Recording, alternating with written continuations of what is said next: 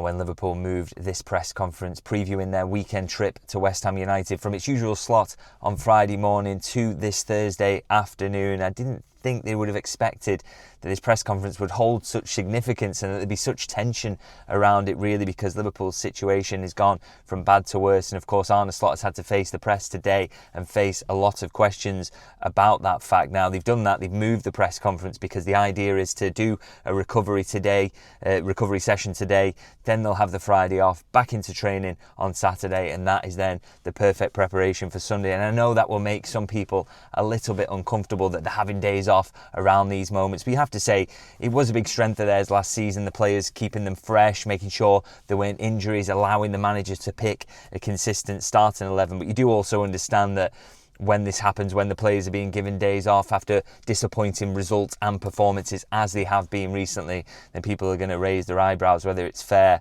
or not. Now, the fact is, it's not just concerns, is there, about the training schedule. It's concerns about the manager's future and the direction the club's going in at the moment. After that defeat to PSV, made it 9 losses in 12 games for Liverpool. And of course, talk about that, about the manager's future and what happens next, dominated this press conference. And we'll start really with what the manager and the people above him, how they are getting on at the moment. And of course, they are the people who will decide his fate if he were to get sacked.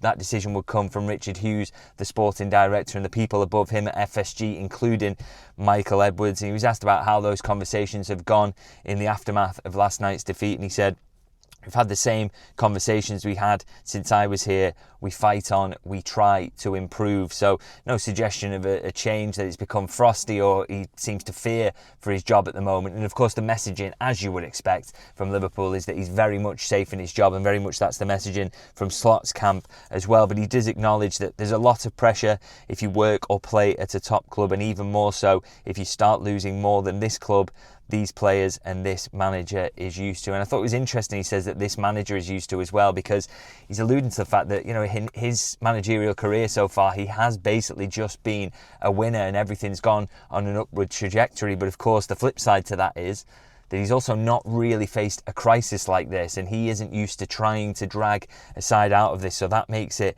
a really difficult challenge for him, and a real test really of his managerial credentials, doesn't it? Is he able to turn this around? So I guess the question is, how is he going to go about doing that? Can he get them out of it? And what would he do differently to do it? And he was asked about that, and he said, "It's not easy to say, but it's quite normal if you win, lose or draw that you reflect on decisions you make." And so I think he's kind of said he's thinking about changes, maybe even in the starting lineup. That's thinking, it's something he is thinking. Of course, there have been calls, haven't there, for big changes in the team. Maybe that's bringing in Federico Chiesa, maybe seeing a bit more of Joe Gomez. And he did mention in this that basically a lot of these decisions, he said, these players have got the opportunity in training to show that they should be the ones who play. And I have to say, I think, you know, changing the team and putting Joe Gomez in, maybe putting Federico Chiesa in for Mo Salah, that may work in the short term. You may get a slight uplift in performances, but I have to say, I kind of agree with the manager's thinking in that,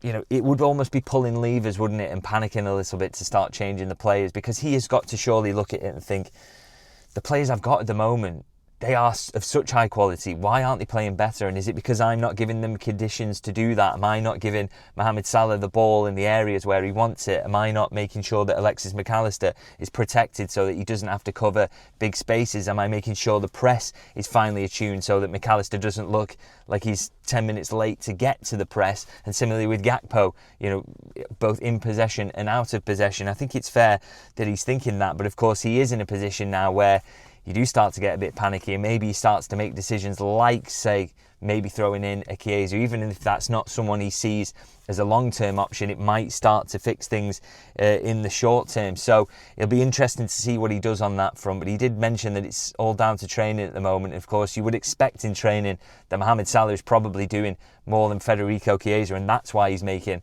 those sorts of decisions. But you can't keep losing games, and people are going to expect you to try things that are kind of thinking outside the box and trying things that you wouldn't usually do to fix things. So maybe the manager's in that situation, and maybe we'll see a little bit of that in the West Ham game. And another thing he said around the pressure that's on him and the performances at the moment, that people are focused on the moments when we don't play well, but there are parts when we do. And Of course, you could criticise that and say there aren't many, and I think he's fair to say that. I mean, in the Nottingham Forest game, the 30 minutes they played there was the best they played for a little while prior to that, really, and I thought they were impressive in that period. Of course, they don't get the goal, they concede, and then it collapses.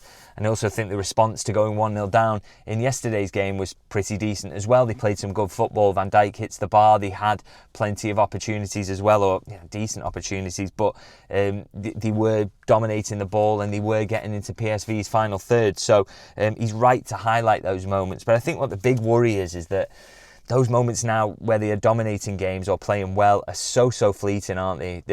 Like I say, half an hour against Nottingham Forest, maybe this half an hour in the second part of the first half against PSV Eindhoven. That's not enough for a top team, and as soon as they suffer a setback, which will always happen in football games, they immediately collapse, don't they? And I think that's the big concern for him. And I think if there's one thing that maybe concerned me that he talked about in today's press conference as well, he was asked about the expected goals that Liverpool have chalked up versus their opposition in the last few games, and it said they've generated 6.59 XG, the opposition that is. Liverpool have generated 5.39 expected goals, and yet the goal count is 10-1 in the opposition's favour, and he described that as ridiculous, really, that is how things are going. And I have said, in fairness to the manager, that I do feel at times this season Liverpool have been very poor. They've also been quite unlucky with the way some of the goals have gone in.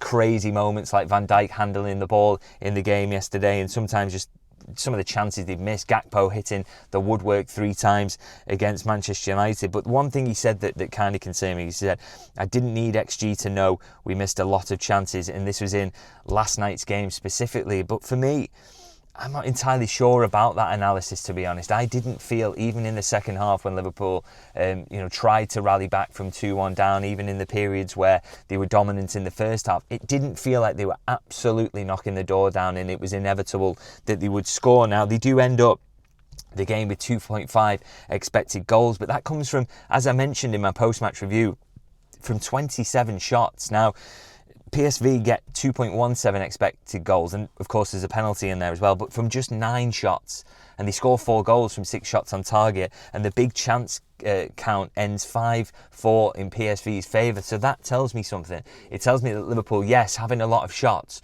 but not creating high quality opportunities, whereas PSV are doing the opposite, not taking too many shots, but when they get shots, they're really, really good chances that you are more likely to put in the back of the net. And so for the manager to say, he felt that they missed a lot of chances yesterday. Now, I don't really, as I say, I don't agree with that.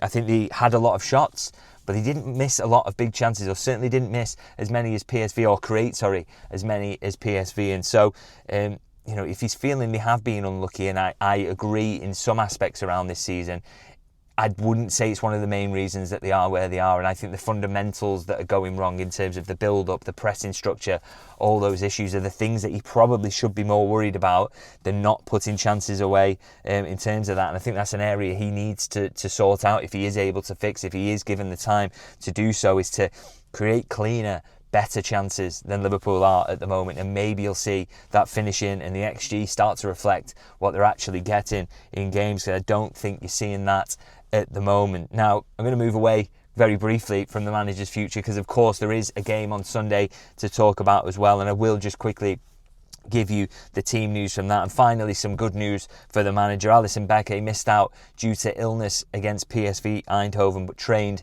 today, and he is expected to face West Ham. Florian Wirtz also in with a big chance to be part of the squad. He's doing his last day of rehab today, should be back in training on Saturday, and then he should be involved. And actually really good news on Hugo Ekitike. I had slight concerns he maybe had gone off with a hamstring injury, but apparently that might just be a back spasm, and they do think it's not a big issue, and so he's not being ruled out of the weekend just yet, which I think is really good news for Liverpool. And if he is fit, you probably do have to start him, given that Isak is clearly not at full fitness. And of course, Joe Gomez also fit and ready now. The manager said he maybe had a chance of some minutes in the game in midweek, but of course the way that game was playing out was not really one that you would think that you brought Joe Gomez in, but he is ready for minutes now. Will he come into the starting 11 for Ibu Konate with his form at the moment? That's a really interesting decision that the manager's got to make, and he's got an awful lot of big decisions to make in this one, hasn't he? Because clearly he's going to get Sunday's game at the least. He got to do the press conference today. No decision, no corner flag, picture and statement about his future from the club yet. But if you lose to a West Ham side who are really, really struggling this year, even though they've turned a slight corner recently, then I'm pretty sure there's going to be very, very few Liverpool supporters who are hanging on in support of the manager and believing that he should be given even more time. So it's an absolutely massive game for Slot. I think he not only needs to win this, but he needs to win it really well to make a convincing case that he should stay on as Liverpool manager. So we will see how he gets on in that regard. As per usual, of course, I will be back for my post-match review. It'll actually be my birthday on Sunday, so hey, who knows? Might be even talking about a win as a nice birthday present, but you never know at the moment with Liverpool. Do me. In the meantime, anyway, if you can like and subscribe, and thanks to so many people who've come on board since the video after PSV, I really, really appreciate that, and welcome to the channel. And thank you to all subscribers, new and old, for building the channel to where it is at the moment. Of course, if you can drop a like as well, that helps to spread the videos, and I'll see you for my post-match review on Sunday.